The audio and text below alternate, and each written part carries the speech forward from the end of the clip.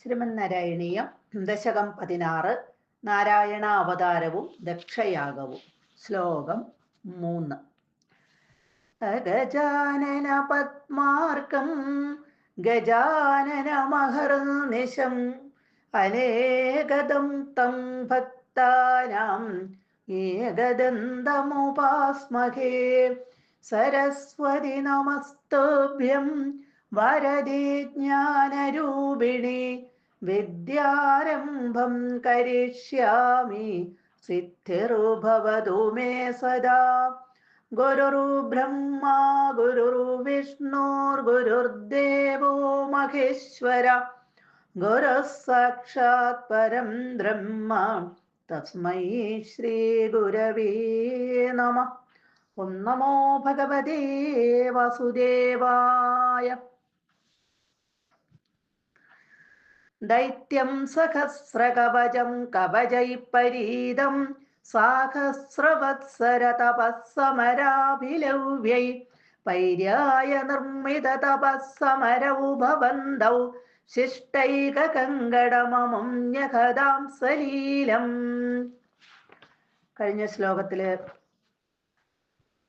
ദക്ഷന്റെ 16 പുത്രിമാരിൽ ഒരാളായ മൂർത്തി ധർമ്മദേവനാണ് വിവാഹം കഴിച്ചിരുന്നത് അവരെയെല്ലാം.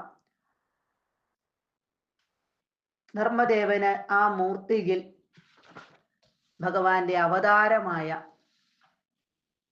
നരനാരായണന്മാര് ഉണ്ടായി.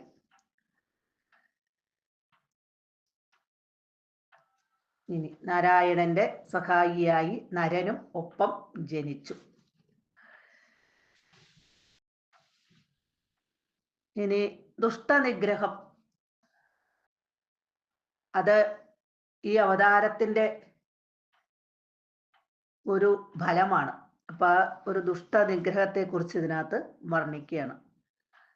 ഭവന്തൗ, അവിടുന്ന് തന്നെയായ ഭഗവാന്റെ അംശാവതാരമാണ് നാരായണൻ. അപ്പൊ അവിടുന്ന് തന്നെയായ നരനാരായണന്മാർ രണ്ടുപേരും കൃഷ്ണനും അർജുനനുമാണെന്നാണ് പറയുന്നത്. ആ നരനാരായണന്മാര് സഹസ്രവത്സര തപ, സാഹസ്രവത്സര തപ, ഇവിടെ 1000 കൊല്ലത്തെ തപസ്സും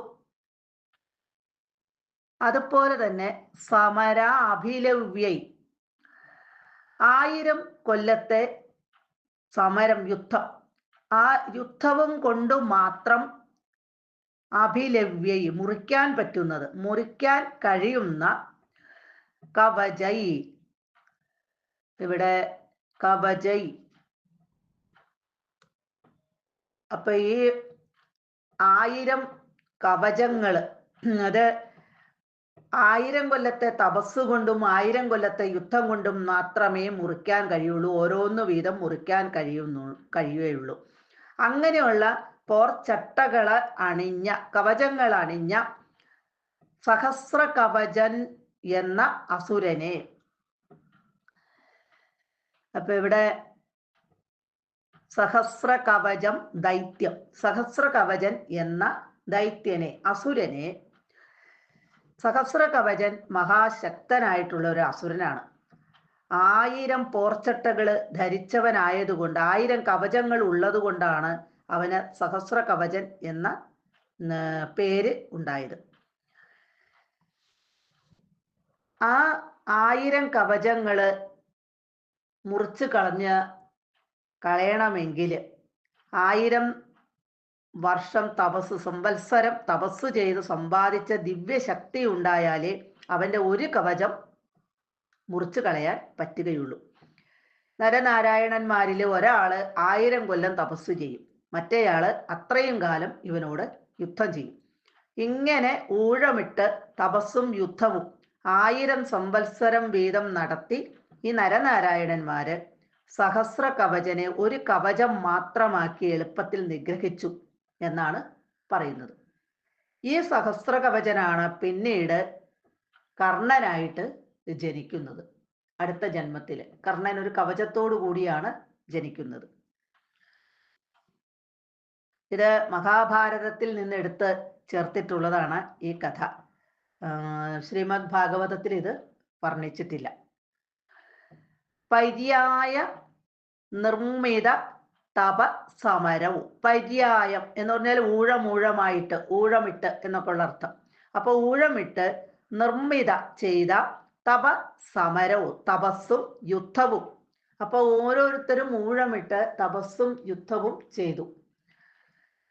എന്നിട്ട് ശിഷ്ട ഏക കങ്കടം, കങ്കടം എന്ന് പറഞ്ഞ കവചം, ശിഷ്ട ഏക ശേഷിച്ച ഒരു കവചം മാത്രമുള്ളവനാക്കി തീർത്ത് അമും അവനെ, ആ അസുരനെ, സലീലം അനായാസേന ഒരു ബുദ്ധിമുട്ടും കൂടാതെ നഹദാം നിഗ്രഹിച്ചു.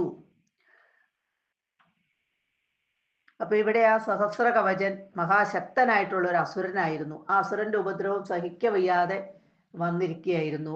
ആ സമയത്താണ് ഇവിടെ നരനാരായണന്മാർ അവതരിക്കുന്നതും അവര് ഓരോരുത്തരും മാറി മാറി 1000 സംവത്സരം തപസ്സു ചെയ്ത്, ഒരാള് 1000 സംവത്സരം അന്നേരം യുദ്ധം ചെയ്യും. അങ്ങനെ ഈ പോർച്ചട്ടകളെല്ലാം, കവചങ്ങളെല്ലാം കളഞ്ഞ് ഒരെണ്ണം മാത്രമാക്കി അവനെ നിഗ്രഹിച്ചു. സർവത്ര ഗോവിന്ദ നാമസങ്കീർത്തനം, ഗോവിന്ദ ഗോവിന്ദ.